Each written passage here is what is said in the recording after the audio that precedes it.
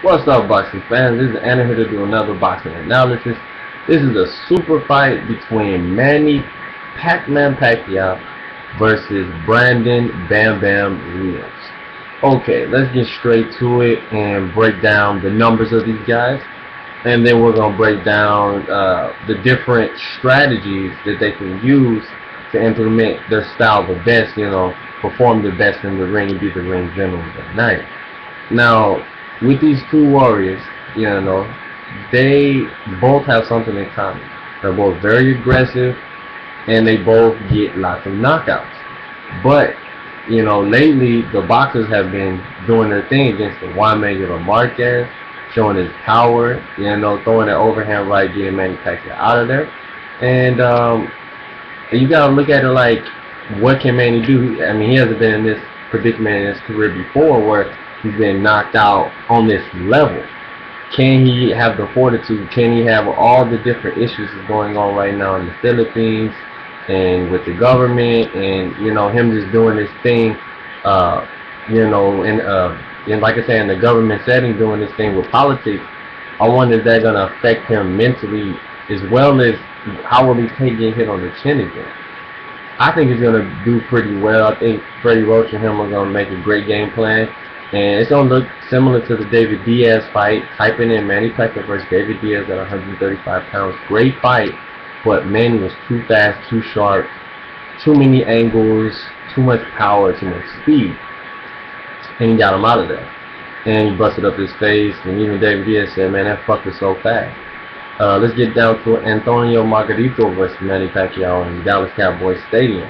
Manny made his eyes look like this. I mean, his eyes are just done. You can see nothing, And I didn't see Manny Pacquiao doing that same type of performance on Brandon Rios. Because Brandon Rios has a teeny bit of a smarter style. He does this for blocking, and he can duck up under punches, and his defense comes back over offense.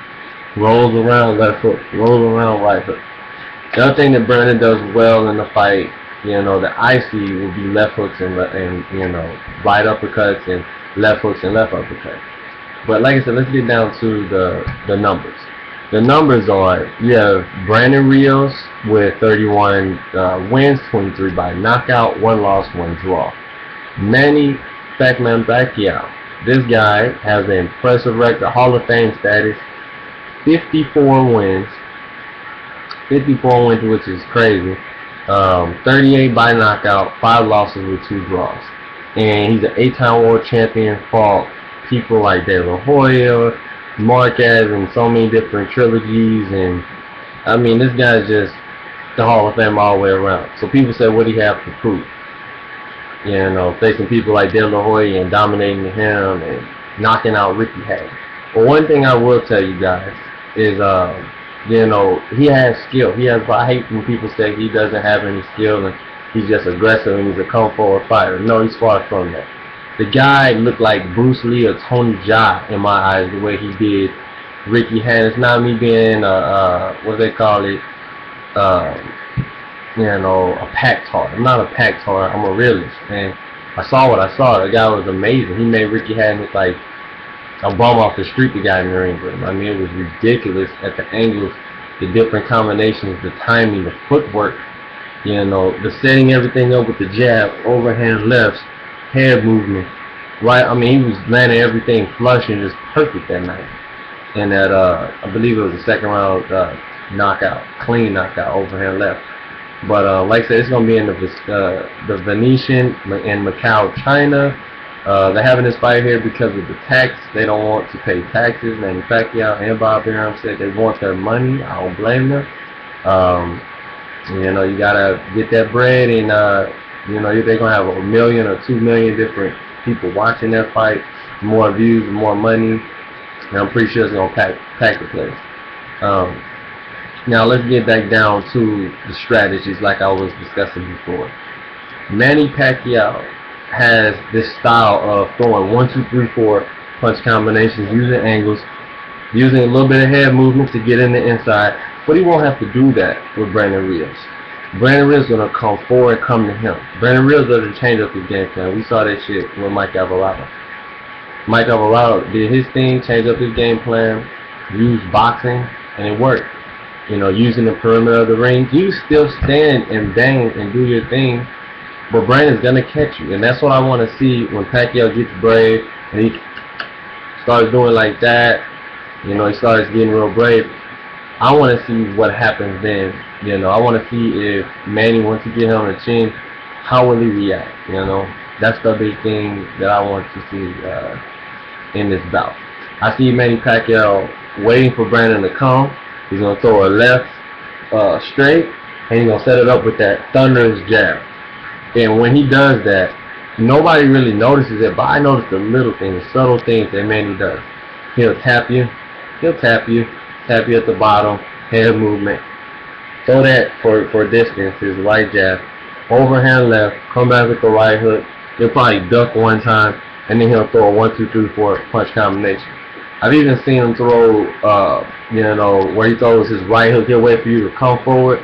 He'll throw like a wild, you know, looping shot, and he'll throw a short, tight right hook and keep his chin down and do that. If he does something like that, Brandon can get rocked. Pacquiao's still going to have his power. I don't believe his power is going to be diminished at the age of 34 and Brandon being 27. It doesn't matter. They're both warriors. They're both trained like beasts, and we're going to see a treat, you know, November. We're going to see a treat November 23rd. I cannot wait for this fight. And it's going to prove a lot. It's going to prove that Manny Pacquiao still has it, and he's still waiting for that fight with Floyd Mayweather, you know, Money Mayweather. Or Brandon Rios has, you know, it was just a fluke with the Mike Alvarado thing, and he'll get that rematch and maybe even win that and then get back on top of his career, on his plateau.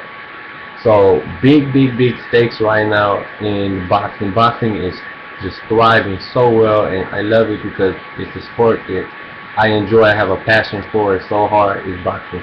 And I love that so many great fights are being made. Anyway, back to the fight at hand.